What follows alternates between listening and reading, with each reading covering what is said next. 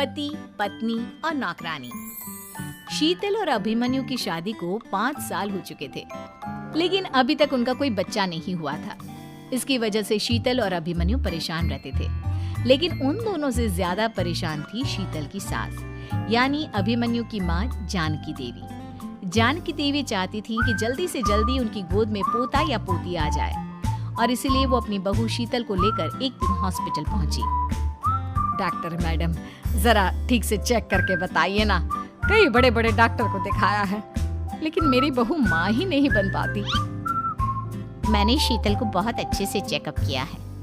देखिए, बात यह है कि शीतल के अंदर माँ बनने की कैपेसिटी नहीं है। ये आप क्या कह रही हैं डॉक्टर साहब? कोई तो इलाज होगा ना, कोई दवाई दे दीजिए। देखिए, कुछ प्रॉब्लम ऐसी होती है जिनका कोई ट्रीटमेंट नहीं होता। आई एम सॉरी टू से, लेकिन शीतल कभी माँ नहीं बन सकती, क्योंकि उसके यूट्रस में अंदर से ही कुछ प्रॉब्लम है। घर आने के बाद क्या हुआ माँ? कहाँ लेकर गई थी आप शीतल को? अरे कहाँ लेकर जाती, डॉक्टर मैडम के पास ले गई थी, लेकिन तेरी बीवी तो कभी माँ बन ही नहीं सकती। मम्मी जी, इसमें मेरी क्या गलती? अगर अंदर से कोई प्रॉब्लम है तो उसमें मैं भी कुछ नहीं कर सकती। जानती हूँ, ये बात डॉक्टर के मुंह से सुन चुकी हूँ।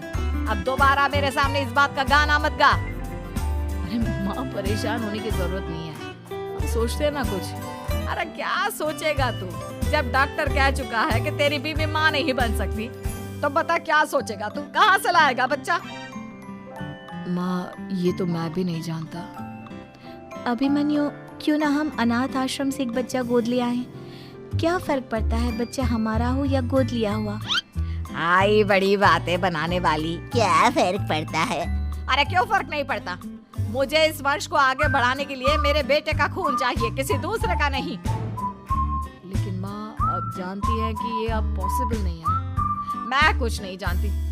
मैं किसी पराये की औलाद को इस घर में अपना पोता या पोती बन के बढ़ता हुआ नहीं देख सकती। मेरा वंश मेरे बेटे के खून से ही आगे बढ़ेगा। लेकिन मम्मी जी, ऐसा कैसे हो पाएगा? आप अच्छी तरह जानती है ना, मेरा और अभिमन्यु का बच्चा नहीं हो सकता। तो मैं अपने बेटे की दूसरी शादी करवाऊंगी और अपनी दूसरी बीवी से ये मुझे बच्चा पैदा करके देगा। ये आप क्या कह रही हैं माँ? मैं किसी और से शादी नहीं करने वाला। मेरे रहते हुए आप अभिमन्यु की शादी किसी और से करवाएंगी? मम्मी जी, आप ऐसा कैसे कर सकती हैं?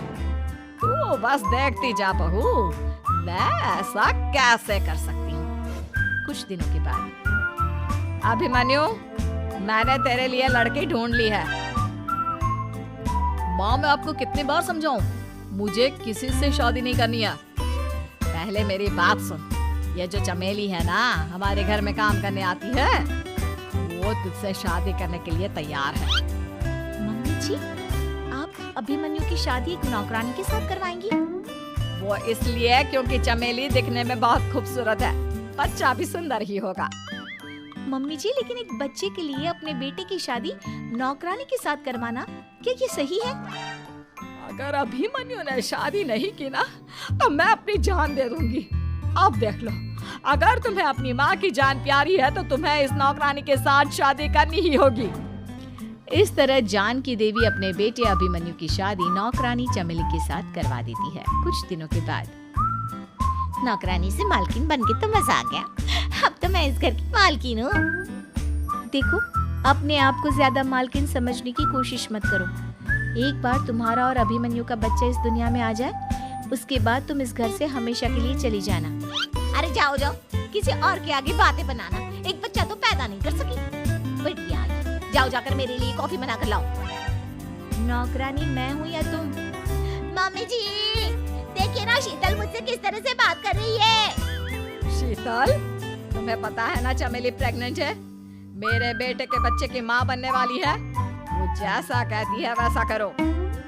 लेकिन मम्मी जी, वो मुझे नौकरों की तरह ट्रीट कर रही है। अरे तो करेगी ना, वैसे भी बहू तुम हो किस काम की? एक बच्चा तो पैदा नहीं कर सकती। जाओ अब घर के सारे काम करो और चमेली को आराम करने दो। थैंक यू मम्मी जी, भगवान आपका भला करे। आप नहीं होती तो मैं नौकरानी से महारानी कैसे बनती। देखो, तुम्हें जो चाहिए सब मिलेगा। खूब खाओ पियो। मम्मा से एक ही जिंदगी जियो, लेकिन बस मुझे एक बच्चा पैदा करके दे दो। कुछ दिनों के बाद, मम्मी बच्चे के लिए आपने मेरी शादी चमेली के साथ करवा तो दी, लेकिन दिन और रात का चैन मिट गया है। सारा दिन शीतल और चमेली की बहस चलती रहती है। अब शीतल को इस घर में रखने से क्या होगा? मैं तो कहती हूँ उसे घर से निकाल दो, है भी किस काम की। मैं ऐसा नहीं कर सकता माँ, वो मेरी पत्नी है, उससे बहुत प्यार करता हूँ मैं। तुम्हारी पत्नी चमेली है, चमेली उससे प्यार करो। अरे तुम्हारे बच्चे को जन्म देने वाली है वो। अभिमन्यु, मैं खुद ही इस घर से चली जाती हूँ। वैसे भी अपने ही घर में नौकरों की तरह रहकर परेशान हो चुकी हूँ। घर की नौकरानी मेरे ऊपर हुक्म चलाती है, वो तुम्हारी पत्नी बन चुकी है। अब मेरा इस घर में क्या काम? अभिमन्यु के बार बार रोकने पर भी शीतल उस घर से चली जाती है। कुछ दिनों के बाद चमेली एक बच्चे को जन्म देती है। भगवान ने मेरी सुन ली, मेरे बेटे का घर भर गया, उसका अपना बच्चा इस दुनिया में आ गया। मम्मी जी, बच्चे को हाथ लगाने से पहले मेरी एक शर्त तो सुन लो। तुम कहना क्या चाहती हो चमेली? आपकी मम्मी को बहुत शौक था ना अपने पोते को खिलाने का। अब देखो, इस दुनिया में हर चीज की कोई ना कोई कीमत तो होती है। तुम अपनी आधी प्रॉपर्टी मेरे नाम कर दो, बच्चा तुम्हारे नाम। अरे लेकिन मैंने अपने बेटे से तुम्हारी शादी करवाई है, अब ये सौदेबाजी कहाँ से आ गई? जो औरत अपनी बहू को घर से निकाल कर एक नौकरानी के साथ अपने बेटे की शादी करवा दे, वो तो सौदेबाजी कर ही सकती है ना।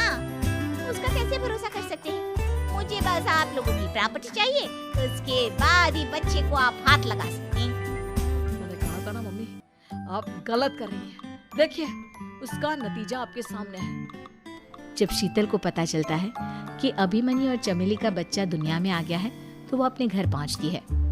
अभिमन्यु, कहाँ है आपका बच्चा? क्या मैं उसे देख सकती हूँ? कुछ भी मत पूछो शीतल, माँ की हुई एक गलती हम लोगों पर भारी पड़ रही है।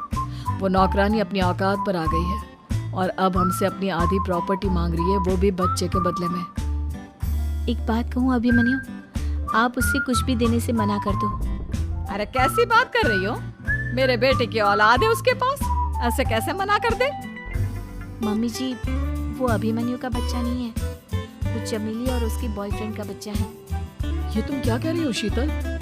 ये देखिए वीडियो, चमेली और उसका बॉयफ्रेंड आपस में बातें कर रहे हैं कि उन दोनों ने मिलकर आपको बेवकूफ बनाया है और अब इस बच्चे के बदले आपसे प्रॉपर्टी भी हड़प लेंगे। हे भगवान, ये मुझसे क्या हो गया? ना तो बच्चा मिला और अपने बेटे की नौकरानी के साथ शादी करवा दी, सो अलग। अब क्या होगा? मुझे माफ कर दो शीतल, मेरी वजह से तुम्हें बहुत तकलीफ हुई है। अभिमन्यु, मैंने कहा ना, उस नौकरानी को उसके बच्चे सहित इस घर से बाहर निकाल दो। लगता है मेरे अभिमन्यु का बाप बनने का सपना अधूरा ही रह जाएगा। अभिमन्यु, अपनी मम्मी से कहो कि परेशान ना हो। आपको याद है, एक बार हम एक IVF सेंटर गए थे, मैंने फिर से वहां जाकर बात की थी और आपको पता है, इस बार मैं प्रेग्नेंट हूँ, क्योंकि हमने वहां पर प्रोसीजर करवाया था जिसकी वजह से मैं प्रेग्नेंट हो गई थी। और इस बात का पता मुझे बस कुछ महीने पहले ही लगा है। हमारा बच्चा इस दुनिया में आने वाला है अभिमन्यु। मुझे माफ कर दो शीतल बहू, मुझसे बहुत बड़ी गलती हो गई। कोई बात नहीं माँ, लेकिन अब हमें उस धोखेबाज नौकरानी को इस घर से बाहर निकालना है और इस घर की मालकिन को वापस घर लाना है, वो भी अपने बच्चे के साथ।